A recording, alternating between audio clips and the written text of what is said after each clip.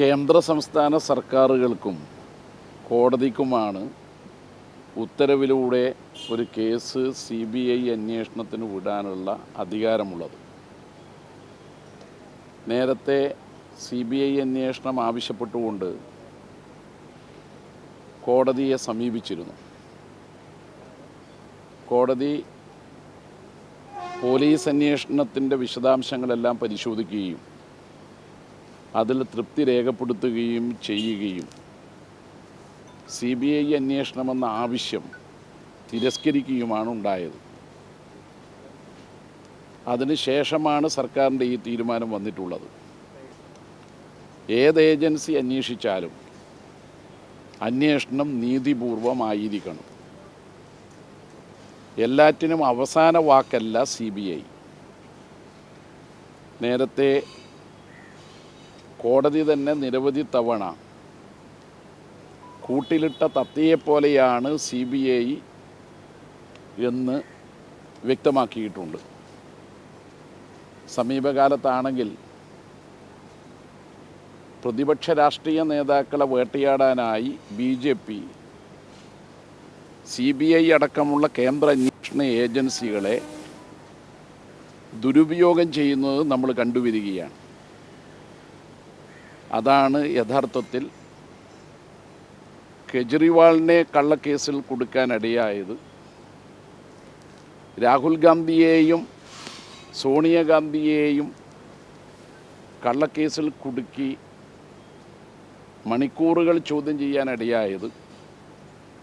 ഏറ്റവും ഒടുവിൽ പിണറായി വിജയനെ വേട്ടയാടാൻ വേണ്ടി ED രംഗത്തിറങ്ങിയത്. ഇതെല്ലാം നമ്മൾ കണ്ടുവരുന്ന കാര്യമാണ്. ഏത് ഏജൻസി അന്വേഷിച്ചാലും അന്വേഷണം നീതിപൂർവമായിരിക്കണം.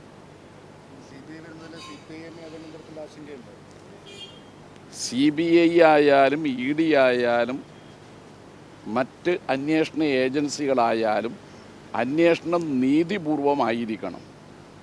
രാഷ്ട്രീയ വേട്ടക്കുള്ള ഉപകരണമായി മാറാൻ പാടില്ല. നമ്മുടെ അനുഭവം രാഷ്ട്രീയ വേട്ടക്കായി കേന്ദ്ര സർക്കാർ കേന്ദ്ര അന്വേഷണ ഏജൻസികളെ ദുരുപയോഗം ചെയ്യുന്നു എന്നതാണ്. അന്ന് അന്വേഷണം നടത്തിയ ACP അതിൽ പിന്നീട് CPM-ന്റെ സ്ഥാനാർത്ഥിയായിട്ട് ശ്രീനാരായണ മുനിസിപ്പാലിറ്റി മത്സരിക്കുന്നു. അപ്പോൾ ഇതിലൊക്കെ അവർക്കൊരു സംശയമുണ്ട്. അതായത് രാഷ്ട്രീയമായി കൂടി അന്വേഷണം മാറിയോ നിങ്ങൾക്കെതിരെ? അതിന് ഉദാഹരണമായിട്ടാണ് അവർ പറയുന്നത് ACP പിന്നീട് CPM-ലേക്ക് വന്നു മത്സരിച്ചു. അന്വേഷണത്തെ പോലീസ് മാത്രമല്ല കോടതിയും പരിശോധിക്കുകയുണ്ടായി. കോടതി പോലീസ് അന്വേഷണത്തിൽ തൃപ്തി രേഖപ്പെടുത്തിക്കൊണ്ടാണ് CBI അന്വേഷണം എന്ന ആവശ്യം നിരാകരിച്ചത്. ഒരു കേസിൻ്റെ അനുഭവമാണ് ഞാൻ പറയുന്നത്. എന്ന് പറഞ്ഞാൽ കോടതിയാണ് കേന്ദ്ര സംസ്ഥാന സർക്കാരുകൾക്കാണ് CBIക്ക് ഒരു കേസ് റെഫർ ചെയ്യാനുള്ള അവകാശമുള്ളത്. അതിൽ കോടതി നേരത്തെ ഇക്കാര്യം പരിശോധിച്ചതാണ്. ഇനി സർക്കാർ ഉത്തരവ് വഴി CBI അന്വേഷണം വേണമെന്നുള്ള ആവശ്യം സർക്കാർ പരിഗണിച്ചാൽ CBI നീതിപൂർവമായ അന്വേഷണമായിരിക്കണം നടത്തേണ്ടത്. എന്തുകൊണ്ടാണ് കഴിഞ്ഞ സർക്കാർ CBI അന്വേഷണം വേണ്ട എന്ന നിലപാട് കോടതിയിൽ സ്വീകരിച്ചത്? അല്ല, കോടതിയാണ് ആ ഉത്തരവിറക്കിയത്. അല്ല, കോടതിയിൽ സംസ്ഥാന സർക്കാർ സ്വീകരിച്ചത് അല്ല, കോടതി അക്കാര്യം ശരിവെച്ചാൽ പിന്നെ അതിനു മുമ്പ് ആരെന്ത് പറഞ്ഞു എന്നുള്ളത് പ്രസക്തിയല്ല. അതേ നിലപാടാണ് ഇപ്പോഴും CPM-നുള്ളത്. അല്ല, നേരത്തെ കോടതി പരിശോധിച്ചല്ലോ. കോടതിയാണല്ലോ അക്കാര്യത്തിൽ തീരുമാനമെടുത്തത്. കോടതി നിലപാട് കൂടി കണ്ടിട്ടല്ലേ എല്ലാം നമുക്ക് കോടതിയെ വിശ്വാസത്തിലെടുക്കാം. പ്രതിഭാഗം അഭിഭാഷകൻ പറയുന്നത് ഈ കേസ് അനന്തമായി നീട്ടിക്കൊണ്ടു പോകാനുള്ള ഒരു ശ്രമമാണ് ഇപ്പോൾ നടന്നുകൊണ്ടിരിക്കുന്നത് എന്നുള്ളതാണ്. അങ്ങനെ ഒരു അഭിപ്രായമുണ്ട്. അല്ല, നീതി തേടി കുറ്റാരോപിതരായ ആളുകൾക്ക് പോകാവുന്നതാണല്ലോ. അപ്പോൾ അതിൻ്റെ നിയമപരമായ കാര്യങ്ങൾ അവർക്ക് പരിശോധിക്കാനും അതിൻ്റെ നിയമപരമായ പരിരക്ഷ നേടാനും അവർക്കും അവകാശമുണ്ട്. തീർച്ചയായും നവീൻ ബാബുവിൻ്റെ മരണം ദൗർഭാഗ്യകരവും ദുഃഖകരവുമാണ്. അതിൽ നമ്മളെല്ലാം ആ കുടുംബത്തോടൊപ്പമായിരുന്നു. സ്വാഭാവികമായും ആ കുടുംബത്തിന് നീതി വേണം എന്ന കാഴ്ചപ്പാടിൽ ആ കുടുംബത്തിന് പരാതി കൊടുക്കാം, കോടതിയെ സമീപിക്കാം. ആ കുടുംബം കോടതിയെ സമീപിച്ചതിനെ തുടർന്ന് കോടതി അതിന്മേൽ തീരുമാനം അന്നെടുത്തത് CBI അന്വേഷണം വേണ്ട, പോലീസ് അന്വേഷണം തൃപ്തികരമാണെന്നാണ്.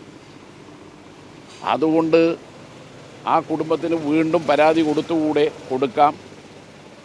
അതുപോലെ തന്നെ ഒരു കാര്യമാണ്, കുറ്റാരോപിതരായ വ്യക്തിക്ക് കുറ്റം തെളിയുന്നതുവരെ തൻ്റെ നിരപരാധിത്വം തെളിയിക്കാൻ കോടതിയെ സമീപിക്കാൻ നിയമപരമായി അവകാശമുണ്ട്. ഈ വിഷയത്തിൽ CPIM-നെ വീണ്ടും രാഷ്ട്രീയമായി ആക്രമിക്കുക എന്ന ലക്ഷ്യം UDF-നുണ്ട് ഇതിൻ്റെ പിന്നിലെന്ന് സംശയിക്കുന്നുണ്ട്. CPM-നെ വേട്ടയാടാനാണല്ലോ ED-യെ അന്വേഷണം ഏൽപ്പിക്കാൻ വേണ്ടി മുഖ്യമന്ത്രി തന്നെ പ്രധാനമന്ത്രിയെ കാണാൻ പോയത്. ആ വേട്ടയാടൽ അവർക്ക് തന്നെ വിനയായില്ലേ?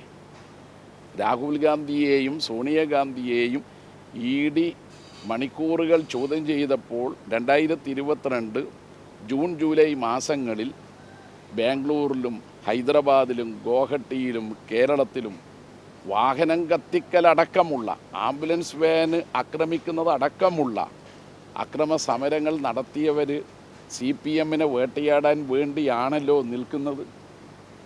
ഈ ജയരാജൻ തന്നെ ഒരു ഘട്ടത്തിൽ ഈ കേസിന്റെ ഭാഗത്ത് പറഞ്ഞു ഒരു ഭാഗം ശരിയാണ്, ഒരു ഭാഗം തെറ്റാണ് എന്നൊരു പരാമർശം ജയരാജന്റെ ഭാഗത്ത് ഉണ്ടായിരുന്നു.